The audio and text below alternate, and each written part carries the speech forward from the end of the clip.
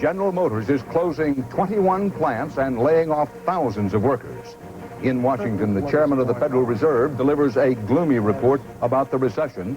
And Eye on America. Tonight, life-saving strategies in the war on cancer. This is the CBS Evening News.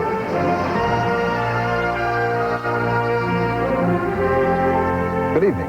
Dan Rather reporting. General Motors, America's biggest corporate employer, officially announced massive job cutbacks and plant closings today. The impact will be felt throughout the United States economy now and down the road. Ray Brady begins our coverage.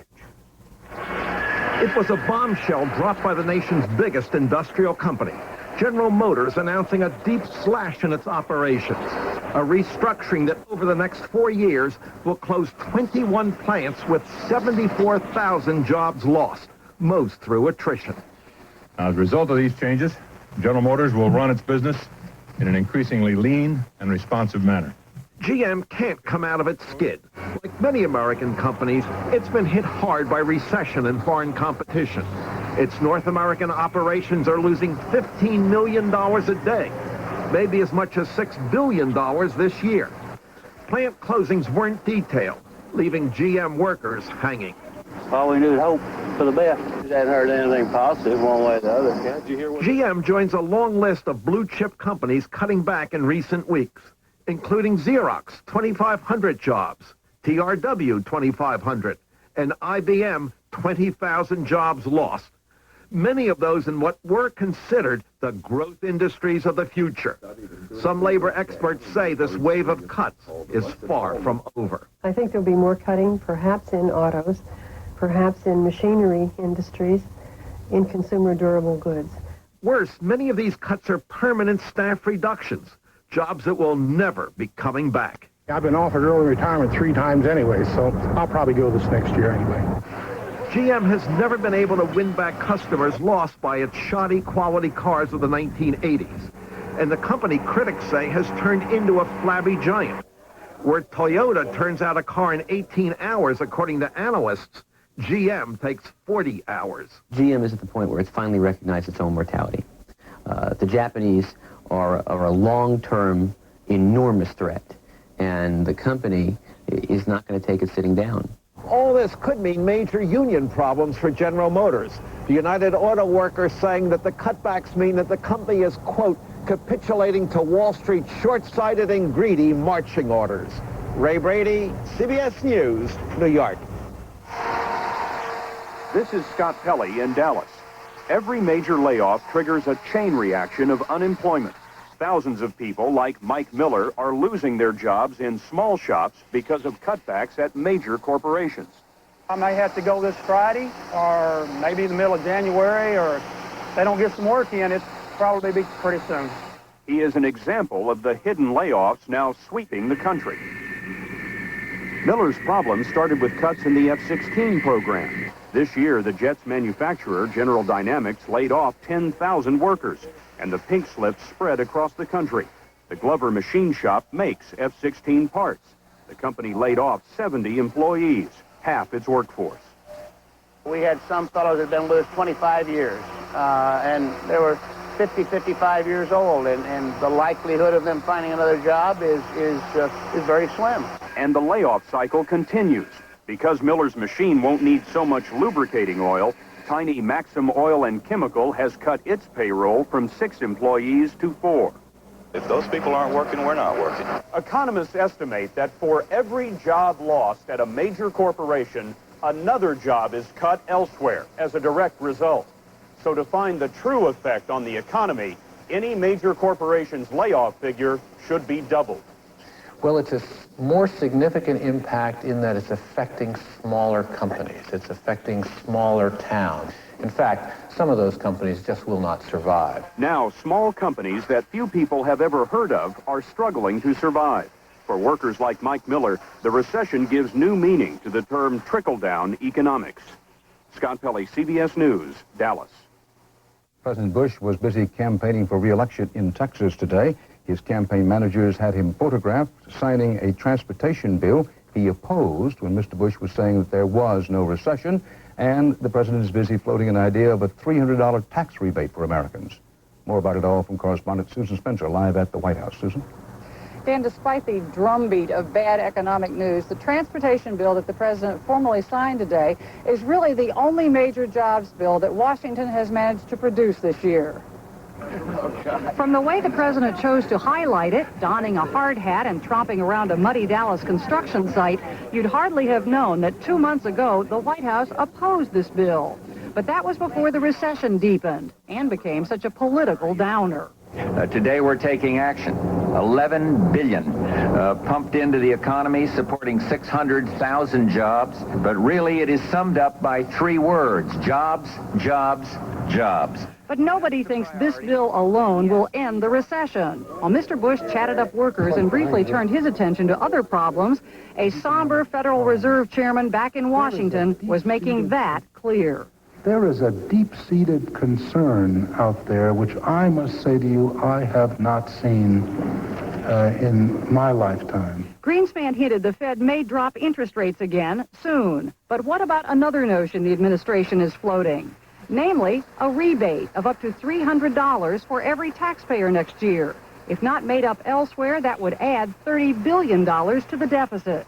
The idea of going further in the red to climb out of the recession got no endorsement from the Fed chairman. Because I don't believe that we can do that by short-term quick fixes. Conservative Republicans scorned it too, saying a real tax cut would get people to spend, but not any one-time rebate. It's a gimmick. It basically says either, go out and have one nice weekend or pay off one of your credit cards but it doesn't change behavior.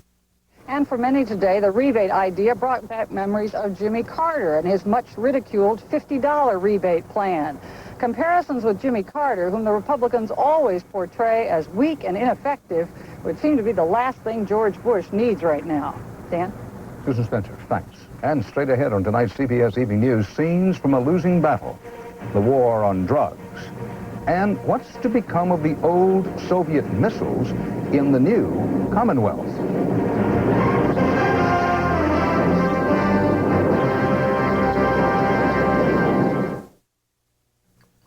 If your doctor has recommended Metamucil and you like the results, but you don't like those glasses of thick liquid, change to FiberCon. Get the same fiber action in easy-to-swallow tablets. Get doctor-recommended FiberCon. Late one night, the city slept. She dropped into a local night spot. She was not easily satisfied. Then, exactly what she was looking for. Isotona gloves. People can't wait to get their hands on them. It seems that every time you turn around these days, another pain reliever with ibuprofen in it is comparing itself to Tylenol. But you know what they can't say? They can't say they're gentler than Tylenol, because they're not. Tylenol won't irritate your stomach, the way ibuprofen sometimes can. That's a medical fact. And is it any wonder that today hospitals use Tylenol 14 times more than ibuprofen? Tylenol, the pain reliever hospitals use most. Fact, the nation's cocaine problem appears to be on the rise again, despite all the political talk about winning the war on drugs. CBS News law correspondent Rita Braver has the latest dose of reality from the streets. In Miami this month, drug agents seized almost 30,000 pounds of cocaine in one big bust, testament to America's ongoing thirst for the drug. And in Washington, there was even more evidence. After a drop from 1989 to 1990, cocaine use is up again in 1991. The news comes after recent presidential bragging about a turnaround on drug use. Casual use of heroin in this country and cocaine, these things are going down. We're making progress. In fact, use of both heroin and coke is up again. Most of the increase is among older users over 35. The good news is young people, ages 12 to 17, are taking less drugs in general. The target of our strategy has always been to get the young off drugs, stop the young from using drugs. That part of the strategy continues to be very successful. I believe it's about a 25% drop again in terms of young people staying away from drugs. But drug use continues to rise in the inner city, especially among blacks. And drug treatment experts insist the overall picture is still grim and getting worse with the economy on the slide. We have people that are losing their jobs. There's pressure on them. They have families, children. They have bills to pay. the bill collectors come. What does a person do that is addictive in nature, that drinks and uses drugs? They use more drugs. In 1988, George Bush campaigned as the presidential candidate who could best conquer the drug crisis. But in campaign 92, that seems a victory the Bush administration will not be able to claim. Rita Braver, CBS News, Washington. More and more Americans are not covered by health insurance. A new study says the ranks of the uninsured grew by more than 1 million last year to almost 35 million. The number could hit 40 million this year. Most of those losing health insurance are white, middle-income men with jobs who can no longer afford the premiums. Senate Republican leader Bob Dole had surgery today for prostate cancer. Dole is 68. His doctors say the outlook is excellent for a complete recovery. Now, coming up, you may want to have a pencil and paper handy for our special Eye on America report about cancer. We'll have some important information that could help save your life. Do you have a cold? Yes, I do. Here's 2 cold medicines. This relieves these 3 symptoms, this 9. Choose one. I would use this one. You chose Dristan Cold over Sudafed. Try it. Absolutely. I feel amazingly good. Dristan, the face of relief today. Power. Applied intelligently, its effects are magnificent. Witness the Oldsmobile Cutlass Supreme. Powered by the world's largest 24-valve V6 engine and an electronic transmission. It's a car designed to provide a more intelligent standard of performance, measured not simply in miles per hour, but by a slightly different gauge, miles per gallon. Oldsmobile, the power of intelligent engineering. Panasonic presents a new breed of smooth operator. The new Smooth Operator rechargeable razor unites the old-fashioned closeness of a warm, wet shave with the convenience and no-nick comfort of an electric. Don't try this with any plugged-in razor. Smooth Operator wet-dry razors from Panasonic. Smoother than you ever thought you'd be. This is regular. This is better. This Bayer is regular. For headaches, Anacin is better. Why better? Regular Bayer has 1 ingredient. Anacin has 2. A pain medicine plus a second ingredient that makes it work better. Get Anacin. Get better. Imelda, Morton Downey Jr., Hollywood bad girl Sean Young. They had it all. Can they get it back? 48 hours tonight. The U.S. Air Force is about to begin an emergency airlift of food to the Russian cities of Moscow and St. Petersburg. The first flight is scheduled for Friday, carrying 75 tons of rations left over from the Persian Gulf War. The U.S. relief flights won't be delayed by heavy air traffic. Soviet aviation, both civilian and military, is all but grounded by a shortage of aviation fuel. Thousands of passengers have been left stranded, waiting for flights to be rescheduled. Secretary of State Baker flew from Belarus to the Ukraine today. He got more assurances about the control of Soviet nuclear weapons in the now independent various republics. The United States is offering to help the republics dismantle those nuclear weapons, and as Anthony Mason reports, beat their swords into sausage machines. For the past 40 years, the Yuzhmash factory in Dnipropetrovsk has been one mammoth war machine. 50,000 workers, some making tractors and umbrellas, but most devoted to building one product, the Soviet missiles aimed at the United States. Yuzhmash is the country's largest maker of intercontinental ballistic missiles. Its rockets powered the space race, and after visiting the factory, Nikita Khrushchev once declared the Soviet Union could grind out missiles like sausages. But today, those same missile parts are being used to make sausage machines. As Anatoly, the manager of the new sausage machinery division, puts it, we don't need rockets, we don't need them, and you don't need them either. So a Cold War giant is slowly converting to consumerism.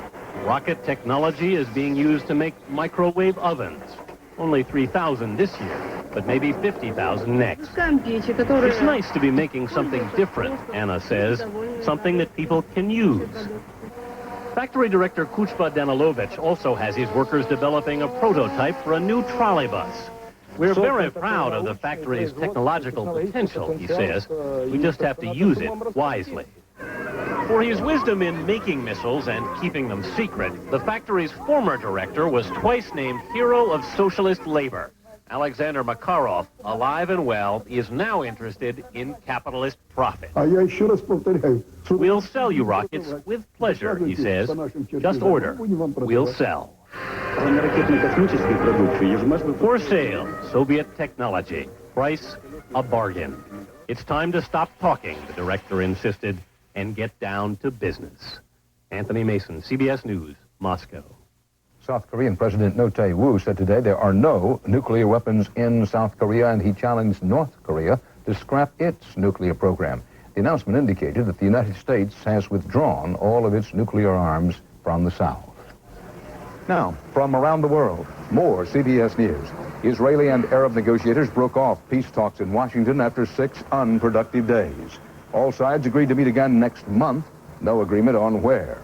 In Colombia, a massacre in a mountain village. Gunmen burst into a farmhouse during a pre-Christmas feast and killed 20 Indians.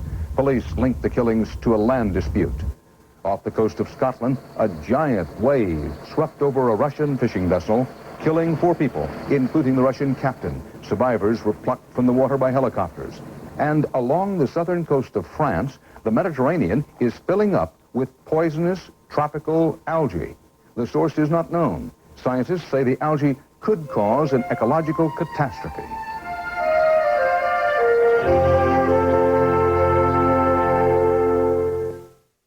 Ford Motor Company.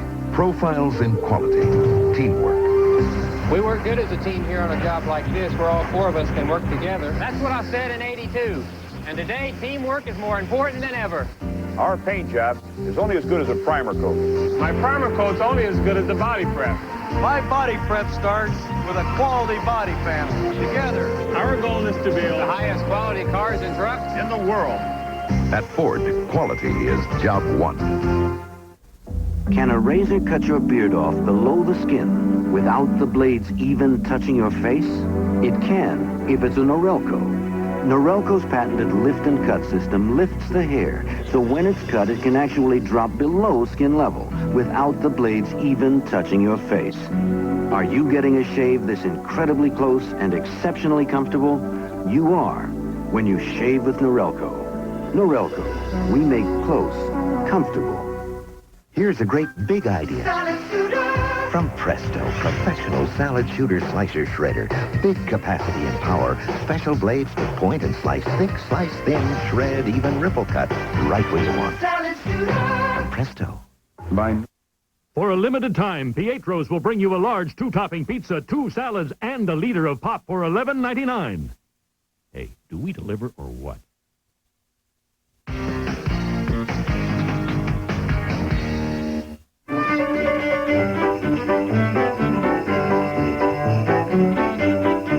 From CBS This Morning, happy holidays. 20 years ago this month, the U.S. government declared war on cancer. Today, the odds are 1 in 3 Americans will still get the disease. If you are that one, what do you do? In tonight's Eye on America, Edie Magnus has some answers in our special series, Cancer, Stalking the Killer. Ron Chaplin will never forget that conversation with his doctor 5 years ago. He says, you have cancer. It was like someone hit you with a bat. I have cancer? Yes, you have cancer. And this is what we're going to do. Words more than 1 million people will hear this year. And as patients will tell you, there's a lot to worry about beside living or dying. You have to worry about therapy. You have to worry about nursing care. You have to worry about mental health, pain. Or you worry about where to turn when standard treatments don't work. But it's frustrating because the choices are still limited. And if your body doesn't respond, you're stuck. Or you worry about getting straight answers. They don't want to tell you. With tests, this isn't going to hurt. You know, and lots of times it did. Or you worry about having your needs taken seriously.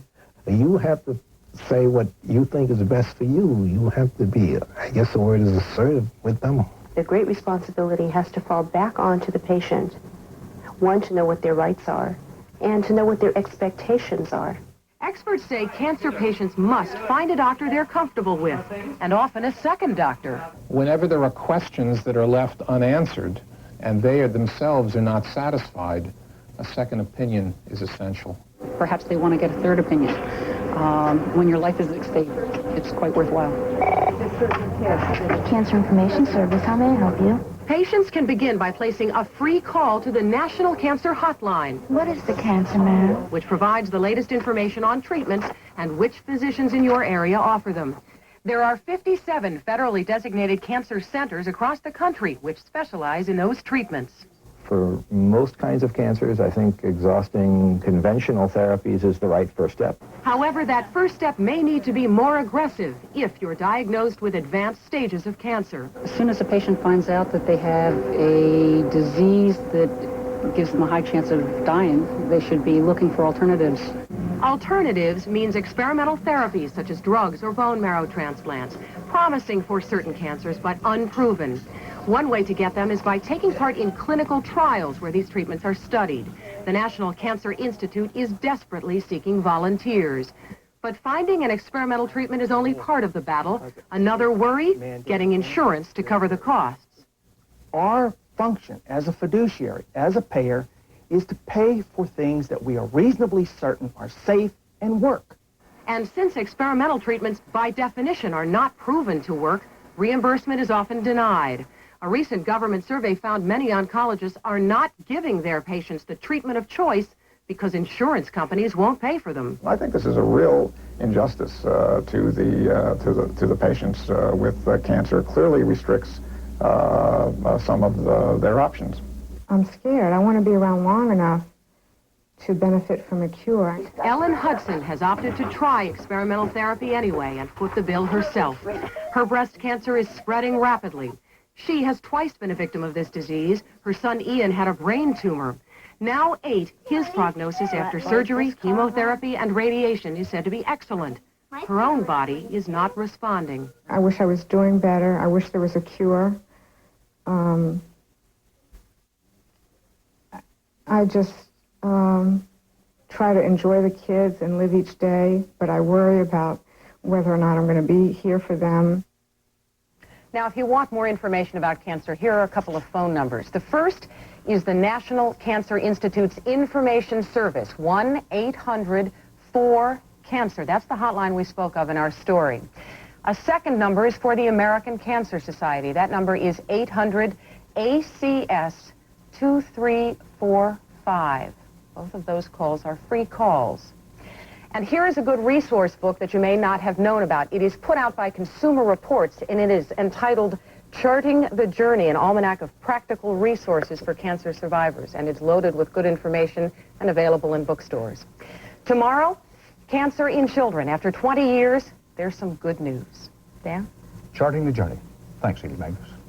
Coming up next, a post-war controversy. Is the U.S. military giving out too many medals?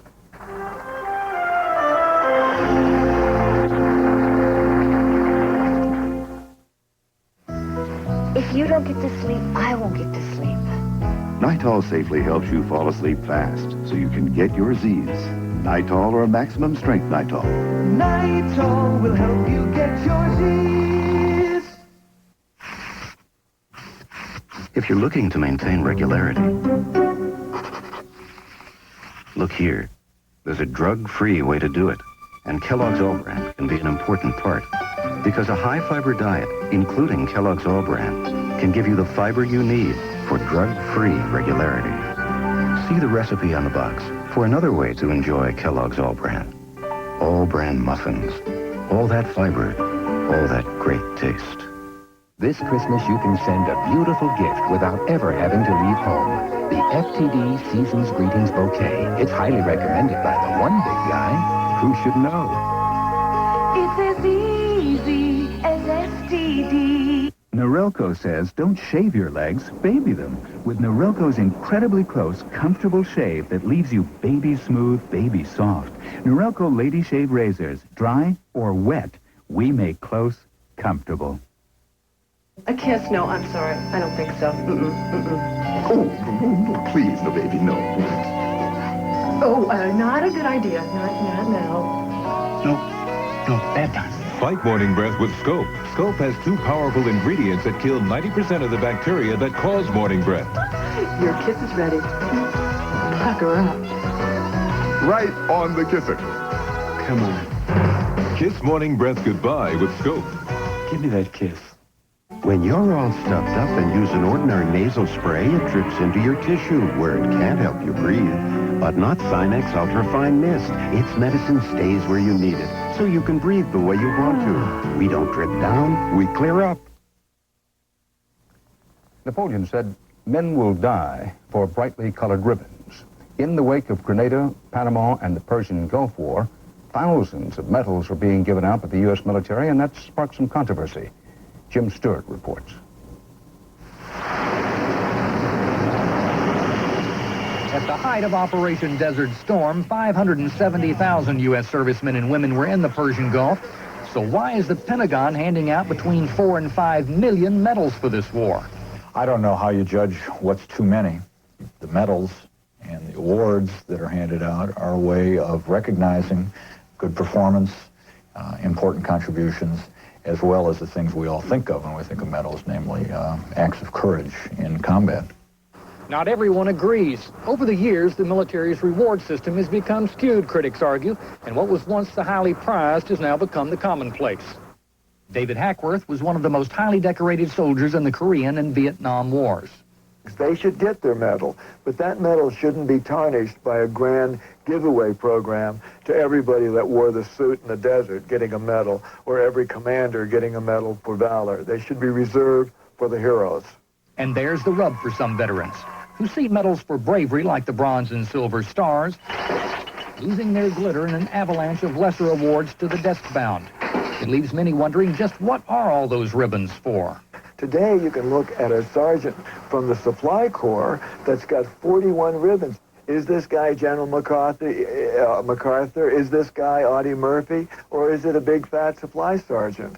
No one can tell. Harris Johnson, we're going in! Old hands point out that even Audie Murphy, the most decorated soldier in World War II, routinely wore just 2 rows of ribbons. But even if the U.S. military is engaging in a bit of medal inflation, that's nothing compared to the farce carried out in some armed forces. And in the end, the Pentagon asserts, ribbons are just a way of saying, well done, when a pay raise is impossible. You can still tell a lot about an individual's accomplishments and where he's been and what things he's done over the course of a career by looking at the medals they wear. And every day, it seems, there's more and more to tell. Jim Stewart, CBS News, the Pentagon. And that's part of our world tonight. Coming up on this CBS station, 48 hours. Tonight, they were rich, famous, powerful. They had it all and lost it.